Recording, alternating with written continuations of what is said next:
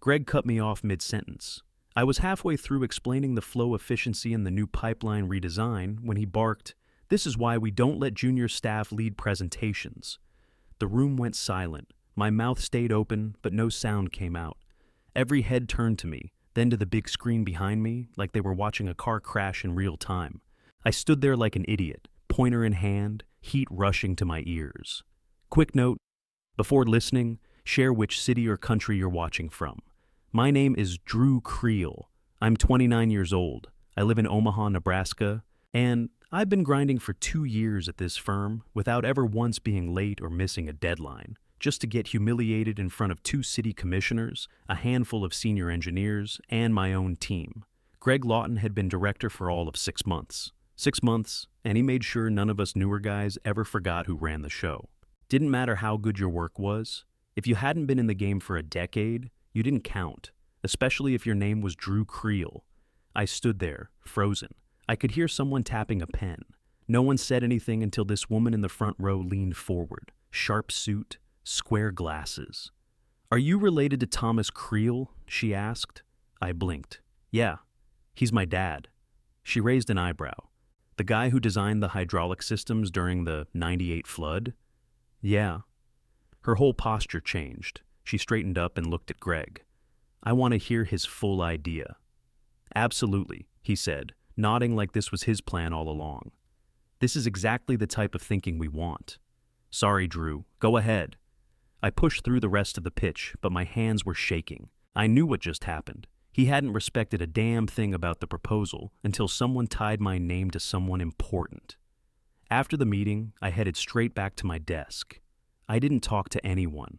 2 years of work, and my credibility came down to a last name. Not skill, not effort. Bloodline. Sean caught up to me in the hallway. "Man, Greg looked like he swallowed a battery when she brought up your dad." I shook my head. He didn't respect the work until he realized who I was. Sean gave this dry laugh, no humor in it. "At least now he has to pretend." We walked back in silence. But something in me had shifted. I was done playing nice. The next morning, I had a meeting request from Greg sitting in my inbox by 7:05 a.m. Subject line: City Redesign, Leadership Discussion. I stared at it for a few seconds, then clicked accept. His office smelled like burnt coffee and fake lemon cleaner. He waved me in like we were old pals. "Drew, great work yesterday," he said, smiling too wide. "Really impressive delivery under pressure." I just waited. He motioned toward the chair. "Seriously, you've got real potential. The city redesign team needs someone like you driving solutions. I want to put you in a leadership role that fast, just like that. From junior staff to key talent in under 24 hours. I raised an eyebrow. "This wouldn't have anything to do with who my dad is, right?" He blinked. It was fast, but I caught it. "No," he said, leaning back. "This has nothing to do with that. It's about your ideas." I didn't believe him, not even a little, but I nodded slowly. "All right, I'll accept. With one condition," Greg tensed. "Go ahead. You give full testing support to Sean's recycling design, the one you shot down 2 months ago, without even reviewing." He frowned like he couldn't place what I was talking about. Total lie. "That model had flaws. You never even opened it." He sat up straighter. "I reviewed the summary. The summary was a one-pager. You didn't even scroll." He didn't like the tone. I could see it in the tightness around his eyes, but he forced a nod. "Fine. We'll revisit it. Allocate some resources, not some. Full testing protocol. Same as any other proposal." We stared each other down for a second. Then he gave this tight smile, fake as hell. "Done." I walked out of that office with my promotion and a pit in my stomach. I didn't trust a damn word of it. Neither did Sean. "Testing windows only 2 weeks?" he said when I showed him the email. "And half the sensors we need are offline that week." "He's setting you up to fail," I said. "We both know it." Sean didn't flinch. "I'll still prep the model." 2 weeks later, we sat through a joke of a test. They didn't calibrate the flow rates. The sample intervals were all off, and someone scheduled the lab cleanup for the same damn afternoon. The results looked messy, but Sean and I both knew the test setup was sabotage from the start. Greg just shook his head like he was disappointed, but not surprised. Sean didn't argue, didn't say a word, just nodded, collected his notes, and walked out. And that's when it hit me. Greg wasn't going to change. Not for me, not for Sean, not for anyone. But maybe the system didn't have to stay the way it was. That night, I called my dad, put the whole story out there. The meeting, the deal, the sabotage, all of it. He just laughed. They still haven't figured it out, he said. The only thing more dangerous than a young engineer is a young engineer with leverage. I'm not looking for shortcuts, I told him. Didn't say you were. But if the game's already rigged, no shame in flipping the board. I hung up and sat there for a long time. Not angry, not even tired, just clear. I wasn't going to waste another year trying to win Greg's approval. I had leverage now. I wasn't going to use it to climb some busted ladder. I was going to use it to burn down the ceiling. A week later, the company sent out the email blast. Innovation challenge, submissions open. I read it twice just to be sure. This was the big one. Full project funding, bonuses, spotlight with the board. Whoever won this didn't just get approval. They got power. That night I called Sean. What if we submit something together? There was a pause. What kind of something? Your water recycling system, my city flow redesign. Combine them, he exhaled. Greg'll block it. Doesn't matter, I said. It goes to the board. Greg has to present it, but he doesn't approve it. The rules say the lead just needs to be on paper. We both went quiet for a second. Then Sean said, all right, let's burn some weekends. We did, 4 of them. We met at my place, his place, the office when no one was around. We built a pitch so tight a senior engineer could look at the diagrams and still need us to explain it. Flow logic, modular adaptability, load balancing, emergency surge response, all integrated. When we got to the application form, I filled in the recommended leadership box with Greg's name. Sean frowned. Why give him credit? It's not about credit, I said. It's about exposure. Let him take the stage, then let him choke on it. 3 days after submission, our project got shortlisted. Greg called me into his office. He was grinning like he'd won the lottery. Proud of your initiative, he said, motioning for me to sit. I'll need a full technical rundown before the board pitch. I gave it to him, clean. Just enough depth that he thought he got it, but with all the real wiring hidden underneath. We layered in dependencies, synced failover branches with smart sensors, added redundancy patterns he didn't even notice. He nodded along like he was absorbing it all. He wasn't. Board day came. Big room, cold table, 10 people in suits. Greg kicked things off with confidence. Today we present a combined infrastructure solution addressing both efficiency and sustainability. Our team, led by myself, has developed a design that... He cruised through the intro, smooth, polished. Then a board member, some guy with thick glasses and a folder full of notes, cut in. Explain how your bypass valves handle backflow under increased pressure. Greg blinked. Well, the design compensates by modulating the intake to prevent... He trailed off, tried again, fumbled, looked right at me. The guy with the notes didn't even blink. Maybe the technical team should speak. I nodded. Of course.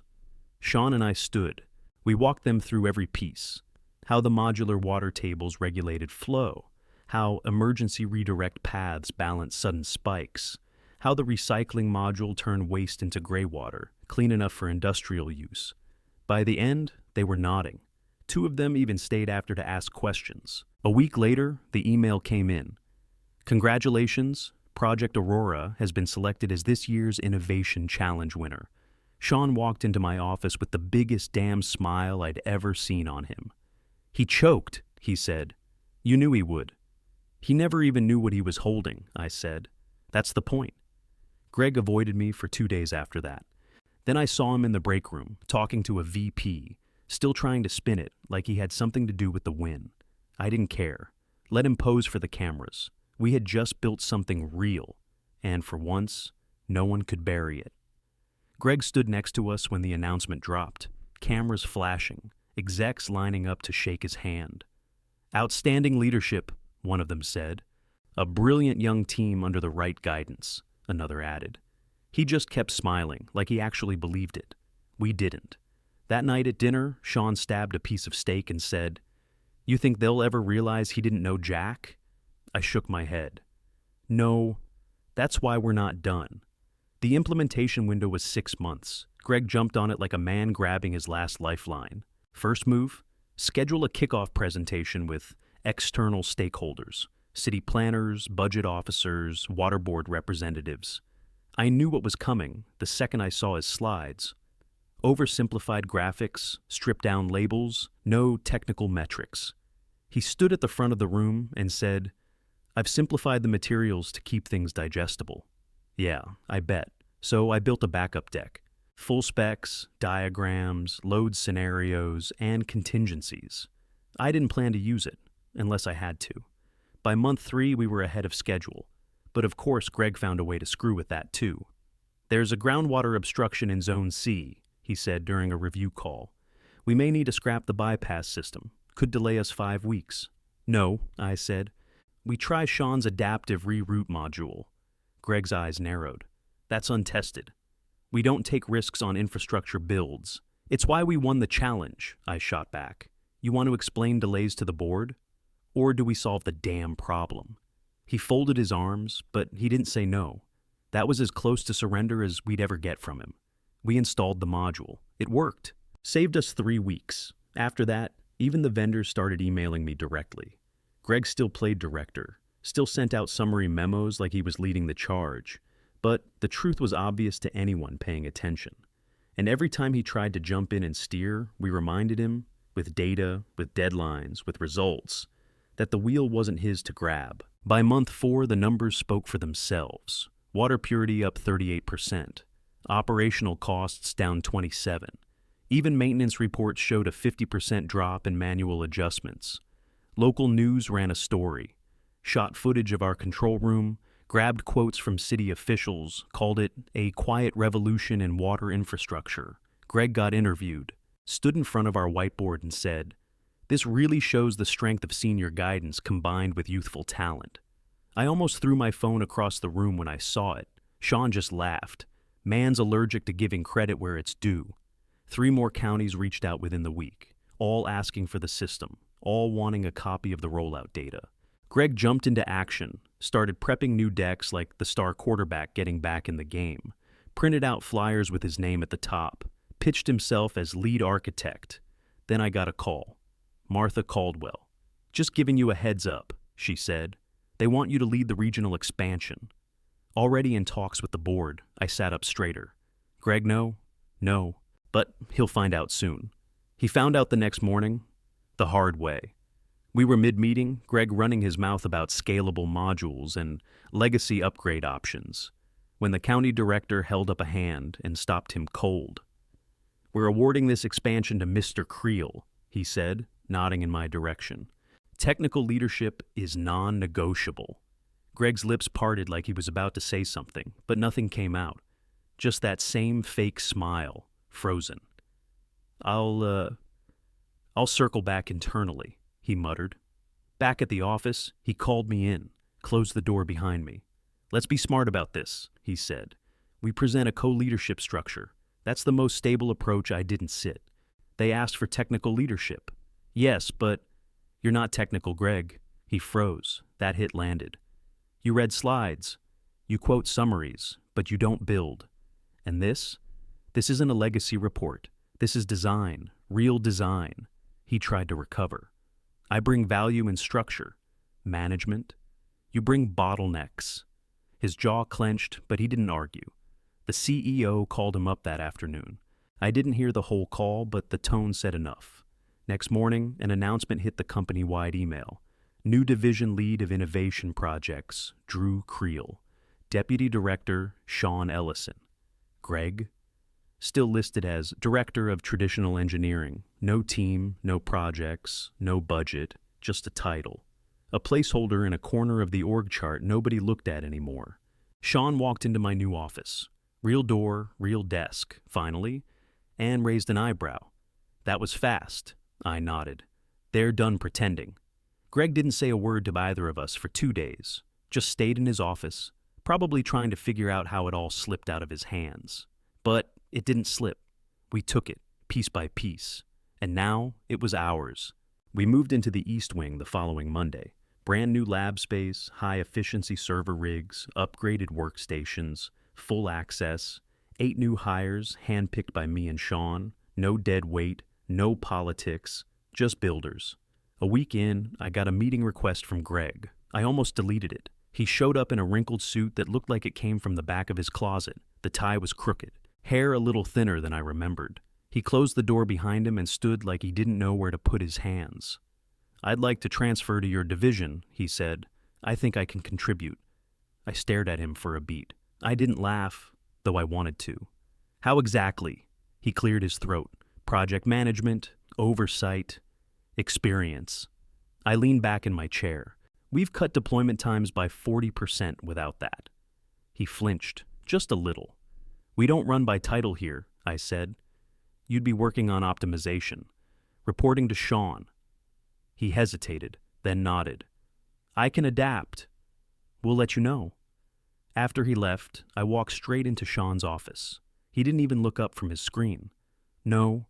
"He asked," I said. "I heard." "Still no, he's not asking for control.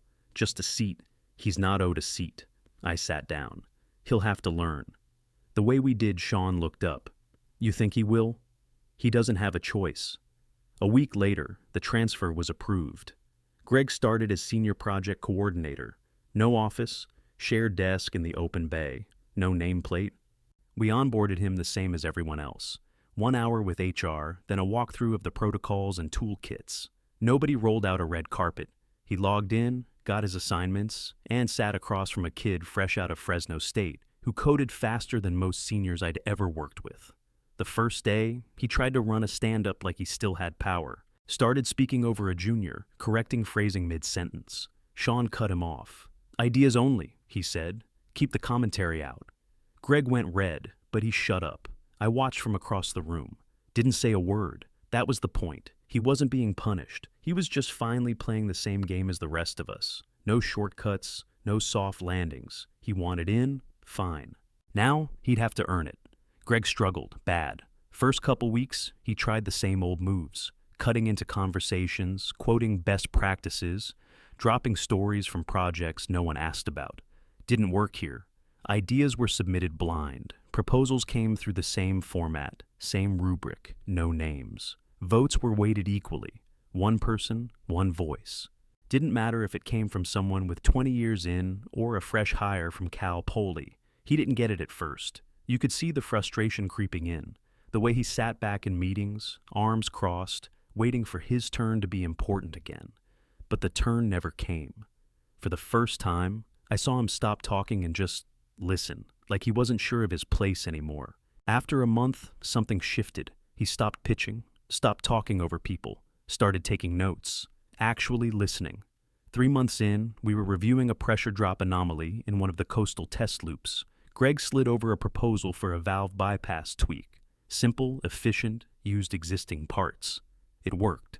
At the Friday update, Sean brought it up. "Valve mod came from Greg," he said. His tone was grudging but fair. "Smart fix. Saved us 4 hours of downtime." Greg looked stunned. Not smug, not proud, just stunned. Like it had been years since anyone acknowledged his work for what it was, not who it came from. I didn't say anything, just watched it land. A week later, I passed by the back row after hours and saw him hunched over a terminal with one of the junior guys, Rico. They were troubleshooting a failed sim loop together, line by line. No condescension, just 2 engineers solving a problem. That's when I knew. He was finally in. The next week, he came by my desk. No invite, no pretext. Just stood there with a tired look on his face. "I get it now," he said. "You were right." I was wrong. I nodded. "Your new idea was solid. Keep going with it." He nodded back. "Thanks." His voice didn't carry that old weight anymore. No power plays, no ego behind it. Just real effort. That was the real revenge. Not watching him fall. Watching him rebuild. He didn't run the show anymore. But he was part of something that actually worked. A place where ideas mattered more than seniority. Where nobody cared what title you had. Only what you brought to the table. And for the first time, I think he liked it that way.